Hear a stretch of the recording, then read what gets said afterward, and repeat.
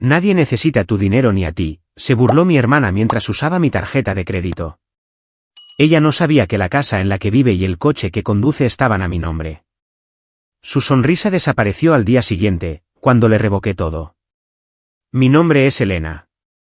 Tengo 29 años y aprendí por las malas lo que se siente que tu propia hermana se burle de ti mientras, literalmente, está pasando tu tarjeta de crédito. No a mis espaldas, no por accidente, justo frente a mí, sonriendo como si me estuviera haciendo un favor.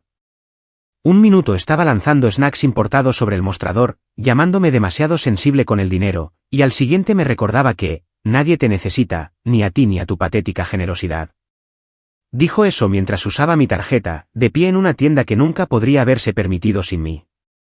Pero lo que ella no sabía, lo que nunca se molestó en preguntar, era que casi todo de lo que dependía provenía de mí. Y a la mañana siguiente, cuando se despertó lista para gastar más de mi dinero, finalmente aprendió lo que sucede cuando la hermana silenciosa deja de serlo. Sucedió un martes, el tipo más ordinario de día miserable de la semana, de esos en los que se supone que no debe pasar nada dramático. Estaba trabajando desde casa, medio recostada sobre mi escritorio, tratando de convencer a una terca hoja de cálculo de que se comportara, cuando mi teléfono vibró. Al principio, lo ignoré. Modo trabajo, auriculares puestos, cerebro frito. Luego vibró una y otra vez. Finalmente, miré hacia abajo y vi la alerta, $184.57 en Mercado Fresco Gourmet. Se me encogió el estómago. No había comprado nada hoy. Ni siquiera había salido del apartamento. Solo había otra persona que tenía acceso a esa tarjeta, y su timín siempre era sospechosamente perfecto. 2 segundos después, llegó un mensaje de texto. Espero que no te moleste. La compra está carísima últimamente. Mi hermana Sofía, la misma hermana que una vez me dijo, nadie necesita tus limosnas, Elena. Simplemente crees que ser responsable te hace importante. Dijo eso mientras llevaba unos zapatos que yo le pagué. Ya debería estar acostumbrada. Ya había usado mi tarjeta 5 veces solo este mes, compras al azar, caprichos impulsivos, cosas que afirmaba que eran temporales o emergencias, aunque la mitad eran velas aromáticas o productos para la piel carísimos que vio en un haul de TikTok. Pero hoy, algo se sentía diferente. Quizás fue el hecho de que ni siquiera fingió disculparse. Quizás fue el recuerdo de ella riéndose la semana pasada con sus amigas sobre cómo, Elena pagará cualquier cosa si se lo pides bonito. O quizás fue la forma en que se pavoneaba por la vida como si fuera ella quien me hiciera un favor al dejarme resolver sus problemas. Fuera lo que fuera, algo dentro de mí se rompió en silencio. Revisé la cámara de seguridad de la tienda a través de la aplicación de mi banco. Sí, configuré eso hace meses. Y no, ella no lo sabía. Allí estaba, de pie en la caja, con las gafas de sol sobre la cabeza, el pelo perfecto, agitando mi tarjeta como si fuera un truco de magia. Incluso se giró hacia la mujer detrás de ella y bromeó, mi hermana se preocupa demasiado por el dinero. Se olvida de que algunas de nosotras sí tenemos una vida. La cajera se rió cortésmente. Sofía se deleitó con ello como si fuera un aplauso. Todavía no estaba enojada, solo cansada. Un agotamiento profundo que me arrastraba hasta los huesos y que se sentía más pesado que cualquier factura que ella me hubiera entregado. Salió de la tienda con confianza, bolsas en mano, ajena al hecho de que acababa de insultar a la única persona que evitaba que todo su estilo de vida se derrumbara. Porque Sofía no tenía idea de que el apartamento en el que vivía, el coche que conducía e incluso la cuenta bancaria de la que presumía, todo podría desaparecer con una sola decisión, mi decisión. Y por primera vez en años, me encontré considerándolo de verdad. Al crecer, yo era la hermana de fondo, la confiable, la callada, la chica que se mezclaba con los bordes de cada foto familiar, mientras Sofía estaba al frente y en el centro, como si estuviera audicionando para un foco que ni siquiera existía.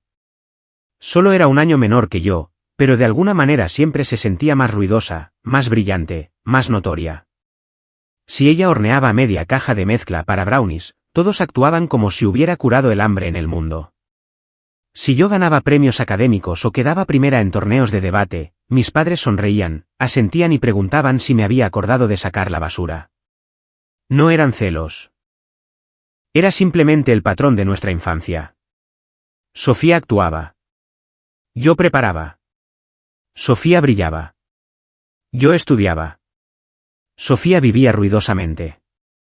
Y yo evitaba que la casa se derrumbara. A medida que crecimos, nada cambió realmente. Sofía iba de sueño en sueño, como si cada uno viniera con un disfraz nuevo.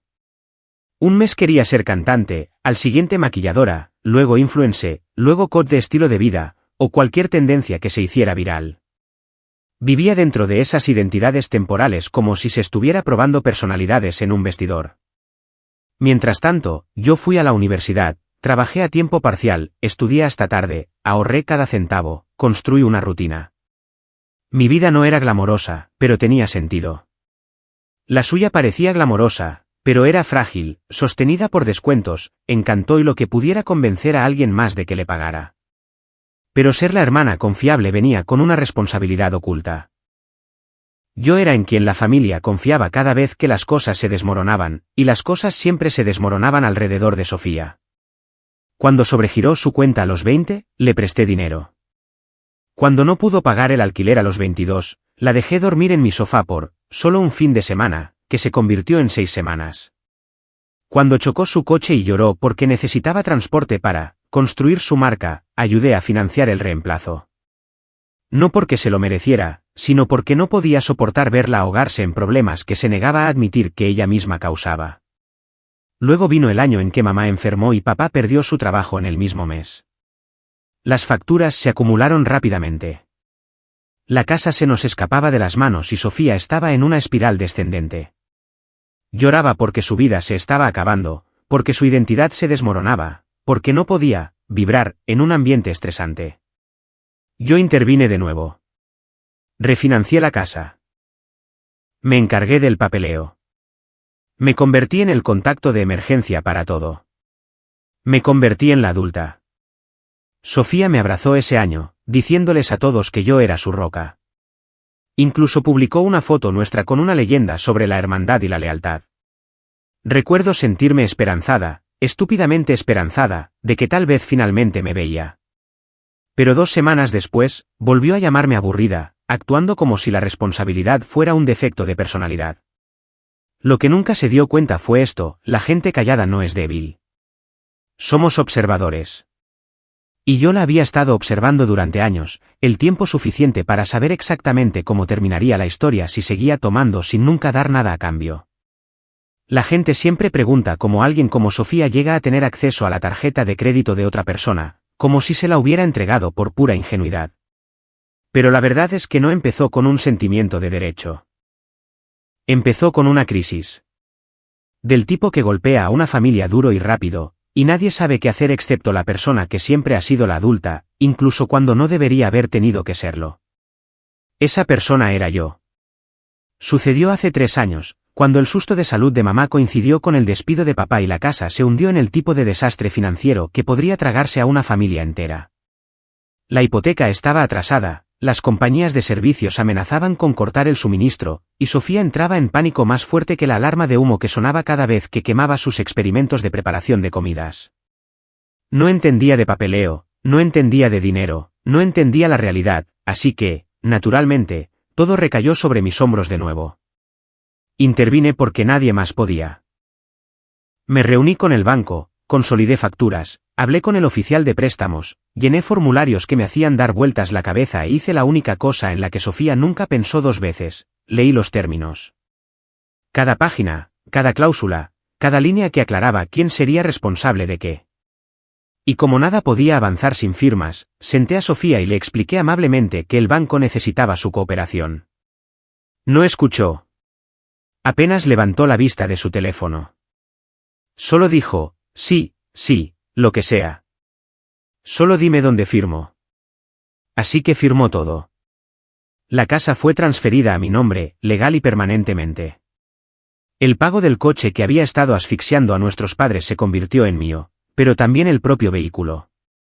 El seguro, los servicios públicos, las cuentas, todo vinculado a mí. A Sofía no le importó. Estaba demasiado ocupada grabando un vídeo de turbulencia familiar, pero manteniéndome positiva, añadiendo filtros mientras yo enviaba por fax los documentos que dictarían sus próximos 3 años de estabilidad. El acceso a la tarjeta de crédito ocurrió más tarde. Empezó de a poco. Afirmó que la necesitaba, por si acaso, ya que su propia tarjeta seguía siendo rechazada. Prometió pagarme, prometió que sería temporal, y yo, agotada, haciendo malabares con el trabajo, las facturas y una madre en recuperación, acepté. Una tarjeta extra parecía inofensiva en comparación con todo lo que ya estaba manejando. Pero no fue inofensivo. Se convirtió en su juguete favorito, su red de seguridad, su sueldo invisible. Cada vez que la confrontaba sobre gastos excesivos, lo minimizaba. «Relájate, Elena. ¿Te va bien?», decía. «No seas dramática». La ironía, por supuesto, era que no tenía idea de cuánto controlaba yo en realidad. No sabía que la casa en la que dormía era legalmente mía. No sabía que el coche del que presumía estaba registrado a mi nombre. Y definitivamente no sabía que cada pasada de esa tarjeta estaba construyendo el camino hacia una decisión que nunca pensé que tomaría. Porque mientras Sofía pasó años fingiendo ser independiente, nunca se dio cuenta de lo frágil que era realmente su independencia. Y nunca imaginó que un día sería yo quien la desconectara. El punto de quiebre no llegó con fuegos artificiales ni gritos ni algún momento dramático de película. Apareció en silencio, como la mayoría de las cosas que finalmente cambian tu vida. Fue la noche después del incidente del supermercado. Estaba sentada en la mesa de mi comedor, mirando las bolsas que Sofía había tirado en mi encimera antes de salir corriendo a encontrarse con una amiga. Snacks importados, serums carísimos, bebidas novedosas que compró porque una influencer al azar dijo que potenciaban su brillo interior. Todo cargado a mi cuenta, de nuevo. Pero no era el dinero. No realmente. Era su voz resonando en mi cabeza. Nadie necesita tu generosidad, Elena. Simplemente crees que la responsabilidad te hace especial. Dijo eso con mi tarjeta en la mano. Dijo eso después de vivir en mi espacio, conducir mi coche, respirar gracias a una vida que yo mantenía a flote mientras ella se llevaba el crédito por tenerlo todo bajo control. Y por primera vez, en lugar de buscarle una explicación o forzarme a tragarlo, sentí que algo cambiaba dentro de mí. Un clic silencioso y firme, como una cerradura encajando en su lugar. Caminé hacia mi escritorio, abrí el cajón inferior y saqué la vieja carpeta que no había tocado desde el año en que todo se vino abajo. Estaba etiquetada con una letra pulcra, documentos legales, casa. Los bordes estaban gastados, los papeles ligeramente curvados, y tan pronto como la abrí, sentí que estaba viendo un plano de los últimos 3 años de mi vida. La escritura de propiedad con mi nombre, el acuerdo financiero, el registro actualizado del coche, los documentos conjuntos que Sofía firmó sin leer, todas las cosas de las que dependía sin darse cuenta de que no poseía ni una sola pieza de ello. Pasé cada página lentamente, dejando que la realidad se asentara. No solo para ella, sino para mí. Porque en algún momento, había dejado de ver el poder que tenía. Había olvidado que ser amable no significaba ser utilizada, que ser responsable no significaba ser desechable, y que ser silenciosa no significaba no tener poder. No estaba haciendo nada de esto para castigarla. Lo hacía porque me estaba asfixiando bajo el peso de sus decisiones, y ella ni siquiera lo veía. Mi teléfono vibró de nuevo. Otra notificación. Sofía había usado mi cuenta de streaming para ver algún reality show, y luego publicó una historia sobre su noche libre de estrés. La ironía quemaba. Ella se estaba relajando. Yo me estaba desmoronando. Y me di cuenta de que ese era el problema.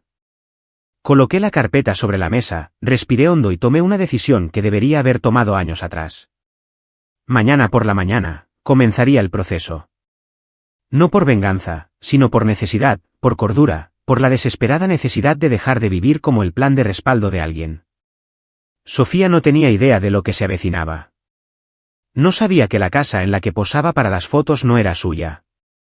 No sabía que las llaves del coche en su bolso representaban un vehículo sobre el que no tenía ningún derecho legal. No sabía lo rápido que una vida construida sobre el derecho adquirido puede desmoronarse. Pero estaba a punto de descubrirlo. La mañana siguiente no se sintió dramática. Se sintió extrañamente tranquila, silenciosa, como el aire justo antes de una tormenta. Me desperté más temprano de lo habitual, preparé mi café y me senté a la mesa con la carpeta abierta frente a mí. No se sentía como una venganza. Se sentía como una limpieza. Limpiar los escombros de años pasados amortiguando a alguien que nunca consideró el costo de aterrizar sobre mí. Empecé con lo más simple, la tarjeta. Entré en mi cuenta, hice clic en «Administrar usuarios» y eliminé su acceso con un solo toque. Eso fue todo. Sin fuegos artificiales, sin punzadas de culpa, sin dudas. Solo un clic silencioso, y la correa financiera que ella había enrollado a mi alrededor se desvaneció. Su mundo tardó exactamente 4 horas en tambalearse. A las 11:13 de la mañana, mi teléfono vibró, tarjeta rechazada, salón brillo de belleza. La imaginé allí, en su rutina de glamour matutina, fingiendo ser el tipo de persona que presupuesta tratamientos para el cabello en lugar del tipo que depende del límite de crédito de otra persona. 30 segundos después, llamó. Vi la pantalla iluminarse con su nombre. No contesté. 1 minuto después, apareció otra alerta. Intento de transacción. Cafetería Grano de Oro. Rechazada de nuevo. Luego un texto. Elena, ¿qué le pasa a la tarjeta? No funciona en ningún lado. No respondí. No porque quisiera torturarla, sino porque necesitaba, que sintiera la brecha entre sus decisiones y la vida que creía haber construido sola. A las 11:26, estaba llamando sin parar. 8 llamadas seguidas. Puse mi teléfono en silencio y continué trabajando, sintiéndome extrañamente más ligera. A las 12:04, tocó el timbre de mi apartamento con insistencia. A través de la cámara del portero, la vi con las gafas de sol torcidas, el pelo encrespado en los bordes, agitando las manos como si intentara llamar la atención de un helicóptero de rescate. Dijo jadeando por el micrófono, Elena, abre la puerta. Algo está mal con mis cuentas. Abrí lentamente. Entró como una tormenta en tacones. ¿Por qué está todo congelado? Mi tarjeta, mi Amazon, mis cajas de suscripción. Incluso intenté entrar en Netflix y decía algo sobre acceso revocado. Ese fue un accidente, murmuré. Elena, esto no es gracioso. Tengo citas. Tengo compras programadas. Tengo una vida. ¿Por qué desactivarías todo? Le entregué un sobre sellado. Su nombre estaba impreso pulcramente en el frente. ¿Qué es esto? Notificaciones legales, formularios de revocación. Lo explica todo. Parpadeó, confundida. ¿Revoqué? Elena, ¿de qué estás hablando? Firmaste los documentos hace 3 años, dije con calma. Poder notarial, transferencia de propiedad, permisos de cuenta. Todo lo que has estado usando está a mi nombre. Su rostro palideció. ¿Y qué? ¿Me estás cortando el grifo? No respondí. El silencio lo hizo por mí. Me miró como si el suelo se hubiera inclinado bajo sus pies. ¿En serio estás haciendo esto por una tarjeta? ¿Por unas compras? No, dije en voz baja. Por años. Su boca se abrió y luego se cerró.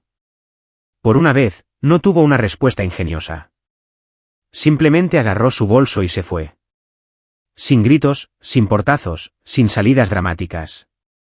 Solo silencio arrastrándose detrás de ella como una sombra de la que no podía escapar.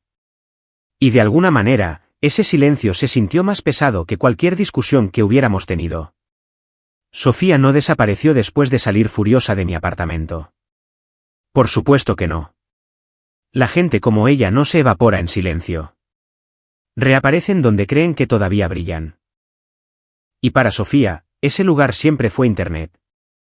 Así que, mientras yo pasaba la tarde poniéndome al día con los correos del trabajo, ella se dedicaba a curar su personaje de reina a la que nada le afecta, en Instagram. No busqué sus publicaciones. Nunca lo hacía. Pero el universo tiene un talento especial para ponerte delante justo lo que intentas evitar. Un amigo en común la etiquetó en una historia y la curiosidad me pudo. Hice clic. Allí estaba, moviendo el pelo frente al espejo, haciendo un vídeo de Get Ready With Me, sonriendo como si no acabara de tener un colapso financiero en mi sala de estar. Leyenda, día de autocuidado. 0 estrés, solo buenas vibras. Disimuló el caos de su mañana como si fuera un mal filtro que pudiera deslizar para quitar. Pero incluso a través de la pantalla, algo no encajaba. su sonrisa no llegaba del todo a sus ojos. Sus movimientos eran rígidos, como si estuviera conteniendo la respiración. Y los comentarios. Eran más amables de lo que merecía, pero más agudos de lo que podía soportar. Chica, ¿estás bien? Pareces cansada. ¿No te rechazaron la tarjeta en grano de oro hoy? Te vi discutiendo en la entrada del salón. ¿Es verdad que tu hermana paga por todo? Ese último probablemente fue el que más le dolió.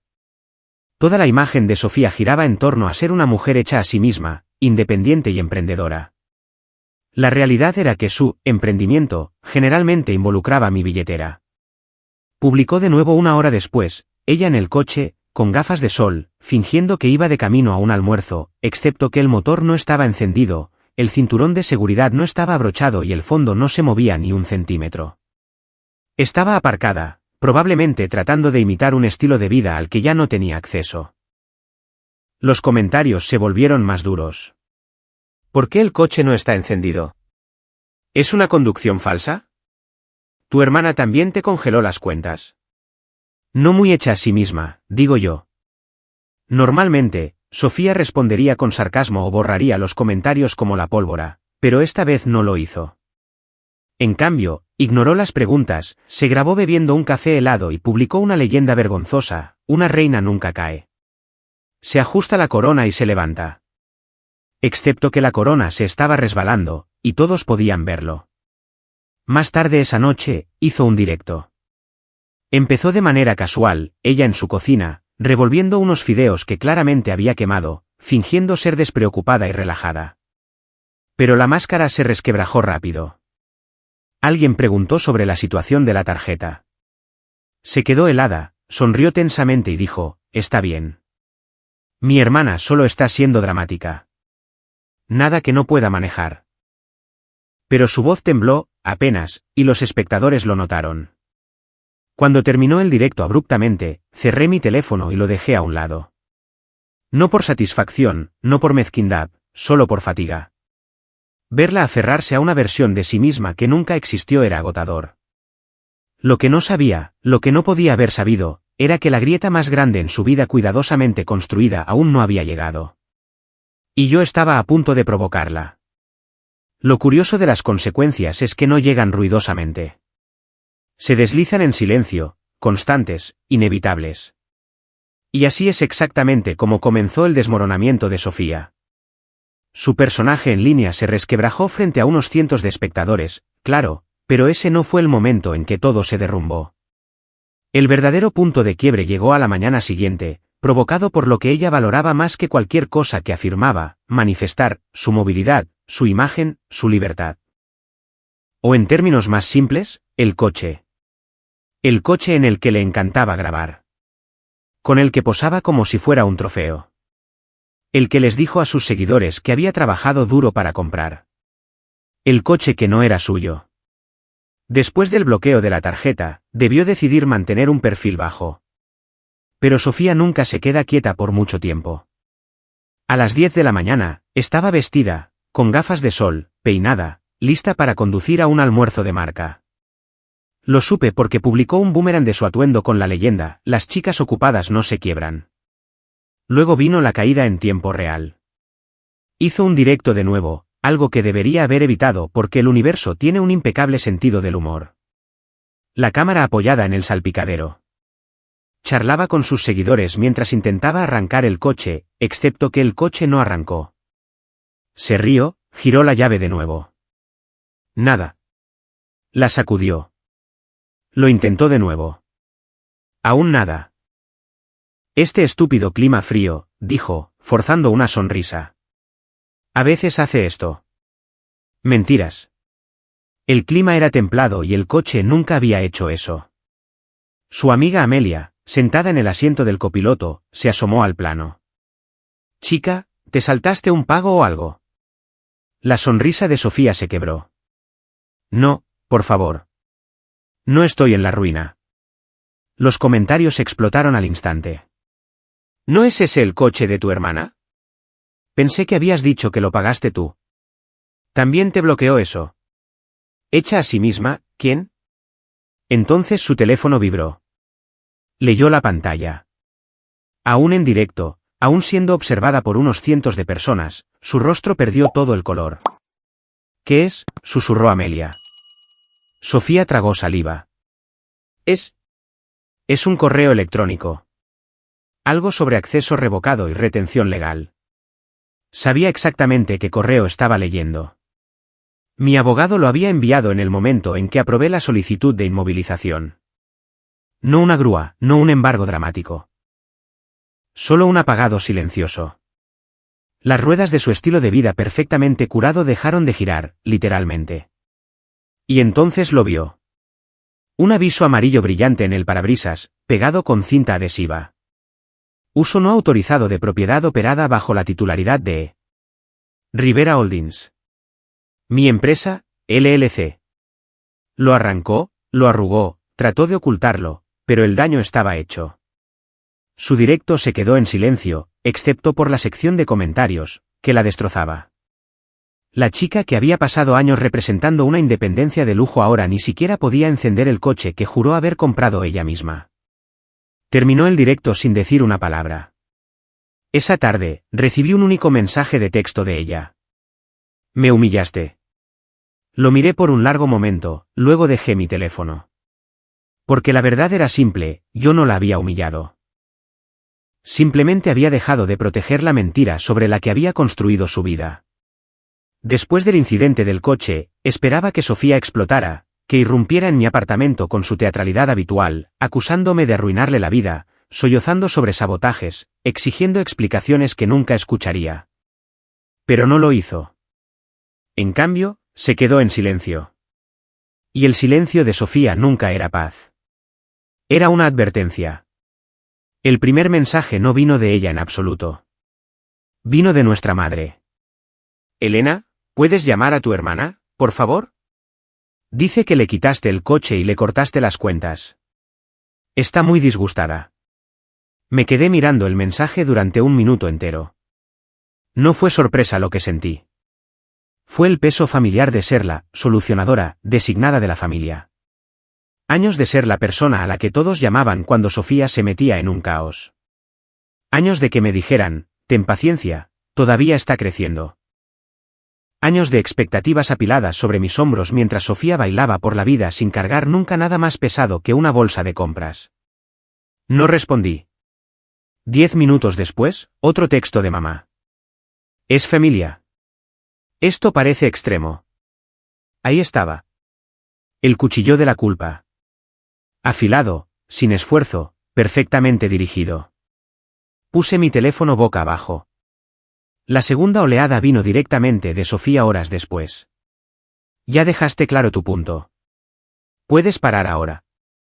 Sin disculpas. Sin asumir responsabilidad. Solo irritación porque sus consecuencias eran inconvenientes. Luego otro mensaje. No tenías que avergonzarme públicamente. Eso fue asqueroso. Públicamente, ella se había avergonzado a sí misma. Yo simplemente me había apartado del camino. Seguí sin responder. La noche siguiente, alguien llamó a mi apartamento. Revisé la cámara. No era una Sofía furiosa. Era algo peor, una Sofía desinflada. Hombros caídos, rímel corrido. Una versión de ella que nunca había visto sin una audiencia. Cuando abrí la puerta, no entró a la fuerza. Se quedó allí, con los ojos vidriosos. Vi el anuncio, dijo en voz baja. ¿De verdad? ¿De verdad me estás echando? Mi apartamento. En el que había vivido sin pagar alquiler. El que decoró como si fuera su set personal. El que usó para filmar contenido sobre su era de reina viviendo sola. Legalmente, dije con suavidad, nunca estuviste en el contrato de arrendamiento. Parpadeó rápidamente. No tengo a dónde ir. Tienes amigos, dije. Soltó una risa amarga. Dejaron de responder en el momento en que el coche murió. Casi le digo, entonces no eran amigos, pero no era necesario. Ella ya lo sabía. Se acercó un paso. Conseguiré un trabajo. Pagaré el alquiler. Un alquiler de verdad. Lo prometo. Ya has dicho eso antes. Esta vez lo digo en serio. Yo también, dije suavemente. El silencio se extendió entre nosotras. Largo, doloroso, final. Luego jugó la carta que siempre guardaba para el final. Sabes, papá quería que me cuidaras. Era el golpe más bajo que podía dar. El que siempre funcionaba. El que rompía mi resolución sin importar cuántas veces intentara resistir. Pero esta vez, algo dentro de mí no se movió. Él quería que te cuidara, dije. No que te cargara. Su rostro se arrugó. No dramáticamente, no teatralmente, solo en silencio. Dio un paso atrás. ¿De verdad has terminado conmigo? Asentí una vez. Sí. Se dio la vuelta, caminó por el pasillo y no miró atrás. Por primera vez, no la seguí. No lo arreglé. No perseguí su caos. Simplemente cerré la puerta y dejé que el silencio se asentara. Pesado, necesario y muy esperado. Sofía no volvió a enviarme mensajes de texto después de esa noche. Ni mensajes dramáticos del tamaño de un ensayo, ni notas de voz goteando culpa. Ni siquiera una súplica final con emojis. Solo silencio, espeso y desconocido. Pero el silencio de alguien como Sofía no significa paz. Significa que algo está cambiando, rompiéndose, asentándose en una nueva forma que solo puedes ver una vez que el polvo se asienta. El último día del periodo de gracia que le había dado, conduje hasta el apartamento, mi apartamento, para confirmar que se había mudado. No para espiar, no para regodearme, sino porque necesitaba saberlo. Necesitaba cerrar el círculo. Cuando llegué, la luz del porche estaba apagada y las ventanas estaban desnudas, como habían estado antes de que ella convirtiera el lugar en su escenario personal. Un par de cajas de Amazon gastadas estaban junto al buzón como accesorios abandonados. Pegada en el interior de la puerta principal había una nota escrita con su letra rápida y enlazada. Llaves y buzón. S. Sin disculpas, sin explicaciones, sin un gracias. Solo una inicial, como si de repente entendiera que no tenía derecho a nada más. Abrí la puerta y el aire dentro se sentía hueco. No triste, no enojado, solo vaciado. El perfume que solía usar para ahogarse en él aún persistía débilmente, chocando con ese limpiador con olor a limón que siempre usaba para fingir que mantenía las cosas ordenadas. Habitación por habitación, caminé a través de los restos de la vida que pretendía haber ganado. La sala de estar estaba técnicamente limpia, pero algo en ella se sentía mal, como una foto a la que le han recortado el sujeto principal. Una planta falsa yacía volcada en la esquina, con sus raíces de plástico expuestas. En la pared, un vision board torcido colgaba de una sola chincheta. Letras de purpurina deletreaban, metas, que ya se estaban despegando, libertad financiera a los 30, vida de jefa, solo buenas vibras. Casi me río. Casi. En la cocina, se había llevado la freidora de aire que tanto amaba y había dejado un cartón de leche de avena caducado y una única cápsula de café. De alguna manera, eso se sintió simbólico. Llevarse lo que la hacía sentir importante y dejar atrás las cosas que requerían responsabilidad. El baño estaba sorprendentemente impecable. Excepto por un cajón. Dentro había una paleta de base de maquillaje rota. La misma que me convenció de que le comprara durante su fase de apoya mi marca de belleza. Me dijo que era el tono del poder. Ahora parecía el tono del arrepentimiento. No lloré. No me enojé. Solo me sentí cansada. No por el desorden físico, sino por los años de limpiar desórdenes emocionales. Más tarde esa tarde, mi abogado llamó. Solo para confirmar, dijo, alegre como siempre. Se ha ido. Contrato terminado. Los nuevos inquilinos se mudan la próxima semana. Bien, dije. ¿Algún problema? Se rió entre dientes. Intentó presentar una reclamación escrita a mano sobre los derechos del inquilino por defecto. Un disparate total. Probablemente lo aprendió de la televisión. Por supuesto que sí, pensé. Cuando colgué, miré por última vez el apartamento vacío. No se sintió como una victoria. Se sintió como un cierre. Silencioso, tardío y extrañamente suave. Por primera vez en años, el silencio no se sentía como algo que tenía que arreglar. Se sentía como algo que finalmente me había ganado. No esperaba volver a saber de Sofía. Y por un tiempo, no lo hice. Ni un texto, ni una llamada, ni siquiera una cita pasivo-agresiva publicada en su historia. Su presencia en línea se secó casi de la noche a la mañana. No más mañanas en un baño iluminado por un aro de luz. No más leyendas con energía de jefa. No más selfies de almuerzos o hauls de ropa. Solo un silencio en blanco donde solía estar su vida curada. Una semana después, vi una historia borrosa de Instagram de alguien que no reconocí. Ni siquiera la había publicado Sofía. Simplemente la etiquetaba al final. Estaba sentada en el sofá de alguien, con una sudadera con capucha de gran tamaño que no le pertenecía, mirando su teléfono sin maquillaje, sin filtros, sin actuación. La música de fondo era una canción triste y melancólica sobre empezar de nuevo. Y por primera vez en años, no se veía arreglada. No se veía intocable. Simplemente se veía humana. No le hice captura de pantalla. No la juzgué. Simplemente cerré la aplicación. A la mañana siguiente, llegó un pequeño paquete por correo. Sin remitente. Dentro había una foto vieja. Sofía, papá y yo, de pie frente a la casa de nuestra infancia. Yo tenía brackets. Ella tenía zapatos con purpurina. Papá llevaba ese bigote feo que se negaba a afeitarse. Pegada en la parte de atrás de la foto había una nota: fui horrible. No te merecías nada de eso. Fuiste la única que siempre estuvo ahí. Ahora lo entiendo. Sin firma, pero no la necesitaba. Sostuve la foto durante mucho tiempo. No porque la disculpa arreglara algo. No lo hacía. No porque me emocionara, aunque sí lo hizo. Sino porque era la primera vez que ella reconocía la verdad. Y el reconocimiento, incluso sin reconciliación, puede ser una forma de cierre. La gente asume que la historia termina con el perdón o una reunión o un abrazo dramático bajo la lluvia. Pero la vida no es una película, y sanar no siempre se ve como tomarse de la mano. A veces, sanar es la distancia. A veces, sanar es alejarse antes de perder más de ti mismo. Y a veces, sanar es entender que dejar que alguien enfrente sus propias consecuencias no es crueldad, es la misericordia que has estado reteniendo durante demasiado tiempo. Un mes después de que se mudara, los nuevos inquilinos se instalaron. Una pareja tranquila, educada, agradecida, responsable.